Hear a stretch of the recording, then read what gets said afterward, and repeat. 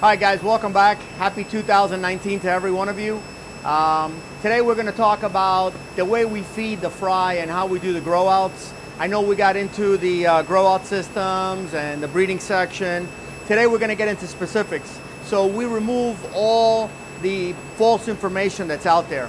The way that we do it, once you take the babies away from the parents, you have to understand when they're on the parents, they're eating practically 24/7. Okay, once you take them away from them, there's no longer a 24/7 food source.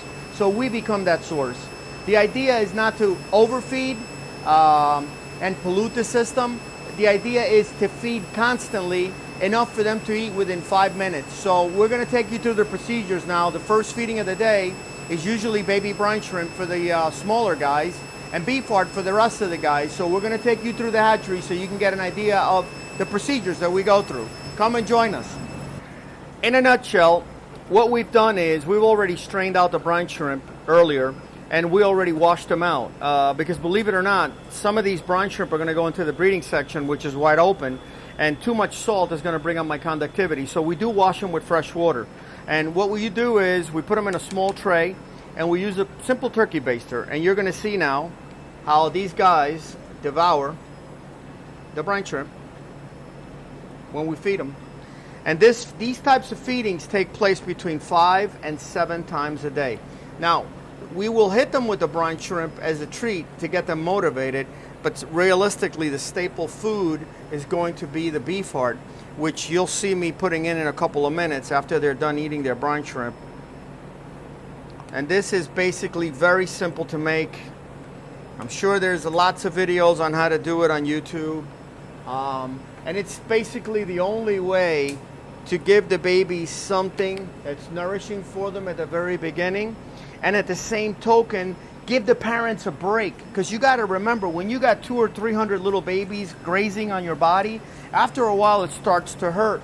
So I'm going to give you a perfect example. Sorry about the tank that's a little dirty. Here's the parents that are loaded with babies, and what I'm going to do is I'm going to take a small squirt and I'm going to throw it on them, okay?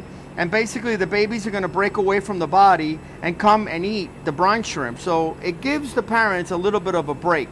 Otherwise we start to lose parents because they go right through the body slime and into the skin. These guys are big, they're ready to be pulled. We still have them in there. This is that pair that formed between the wild Quipea discus and our white butterfly. And you can see that even at this size, they're scissoring through those brine shrimp like there's no tomorrow. We have babies basically everywhere. So we go through the entire operation and we feed everybody. And you will see as we move this way, we're looking for all the parents that have babies on them, and usually we either write on the tank eggs or we write babies. In this particular case, the eggs already hatched and the parents are loaded with babies, and you'll see them there. And as they start to eat, you'll also notice that their stomachs become very orange. Once we throw the brine shrimp in, they break immediately away from the parents and go straight for the brine shrimp. Some parents really don't like it when we do it because they're very protective. But as you can see, they're grazing heavily on the parents. Now the brine shrimp are going in and they're going to start breaking away and going after the brine shrimp, therefore giving the parents a little bit of a break. Now, just to give you guys an idea, we already did the brine shrimp. And then what we're going to do is we're going to come in with the beef heart. This is the formula that we're going to pretty soon make a video so you guys can make it up yourself.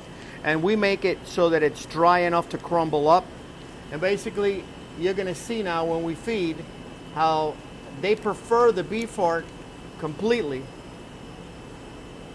over the brine shrimp. And they will be going down and they'll start fending on the beef heart, which is what we want them to do because this is what's high in protein.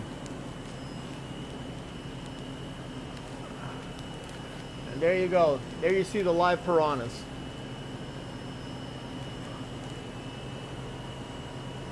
And basically this procedure takes place 5 to 6 times a day during every single day, including our days off where I have to come in so that we get good growth on them.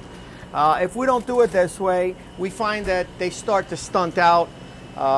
We don't get the quality that we should be getting. And so we've already figured it out. Heavy water changes when they're born, heavy feedings.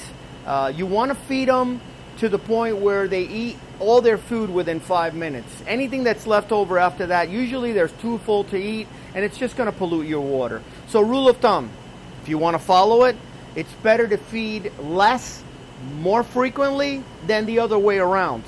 So keep that in mind. I mean, don't throw a chunk in there that's going to last a month, because it's not going to do anything other than spoil your water. And remember, we need pristine water, especially for these babies that are very delicate. Besides the potassium permanganate treatments, which we've already done videos on, besides the treatments with the quick cure, which we also do, it's also essential to do water changes and heavy feedings in order to get them to a good size. We hope you enjoyed the video that we just brought you. I realize that we're rushing through many of these, and we apologize. It's just that we've been so busy with orders, and we thank each and every one of you for being here with us, and we thank all our clients as well. Get ready, get tuned, because we're ready for this, and this year 2019 we're going to bring you a lot more information, a lot more videos, a lot more instructions on how to enjoy your discus. Take care, guys, and once again, happy 2019.